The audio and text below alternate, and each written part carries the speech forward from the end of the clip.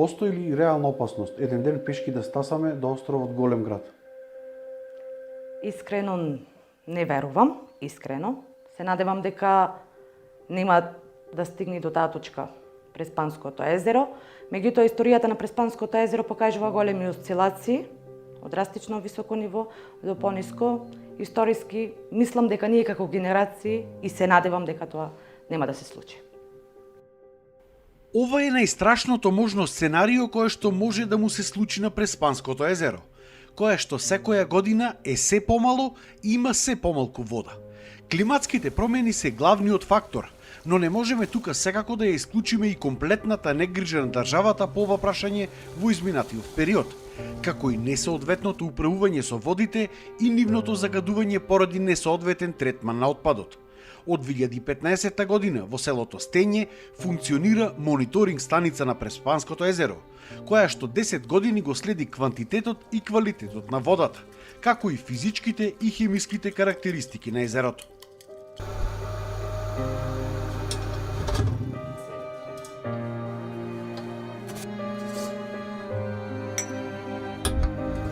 Имаме драстично намалување на нивото на водата на Преспанското езеро и би нагласила какво влијание имаат климатските промени.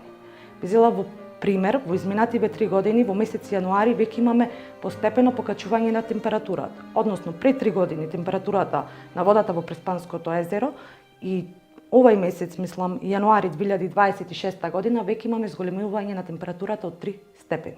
Како тоа влијае врз живиот свет? Што значи 3 степени? 3 степени значи потопла, потопла средина, побрзо започнување на сите биодиверзитетни циклуси. Проблемот каде се губи водата во моментов е комплексно да се одговори. Но ако истото прашање го решат заедно трите држави кои што го делат езерото, Македонија, Грција и Албанија, тогаш Преспа има надеж. Токму затоа веќе во тек е и меѓуграничниот проект и договор за така наречен Преспа парк. Радува и фактот што поради дождовите, само зимова нивото на езерото е зголемено за 70 на сантиметри. Третирањето на проблемите, на квалитетот и квантитетот во Преспанското езеро мора да бидат прекогранична. Тоа е едната работа. Мора да формираме, односно да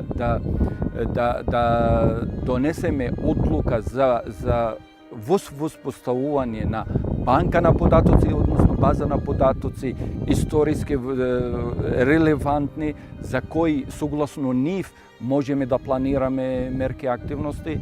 А третата работа е тоа ревидирање на акцијското план за Преспанското езеро, кој е донесен во 2004-2005 година, за жал кај што поголемиот, ајде да не кажуваме целосно, не е спроведуван. За важноста на водите и езерото, Институтот за комуникацијски студии, заедно со Екогерила Преспа и Македонското еколошко друштво, по повод Интернационалниот ден на водата, организираа работилница токму во мониторинг станицата во Стење, на која што учествуваа основците од Ресен. Што е тоа што луѓето го прават, а му штети на езерото?